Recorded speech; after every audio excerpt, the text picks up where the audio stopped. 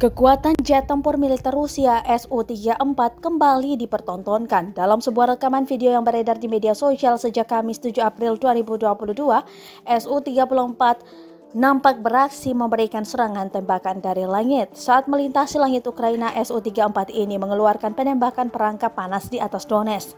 Tembakan itu terhitung lebih dari 5 jumlahnya dan bersamaan, bahkan membentuk seperti lintasan mengikuti jejak Su-34. Salah seorang prajurit yang berada di darat mencoba untuk meneropong. Su-34 itu terlihat terbang di ketinggian rendah.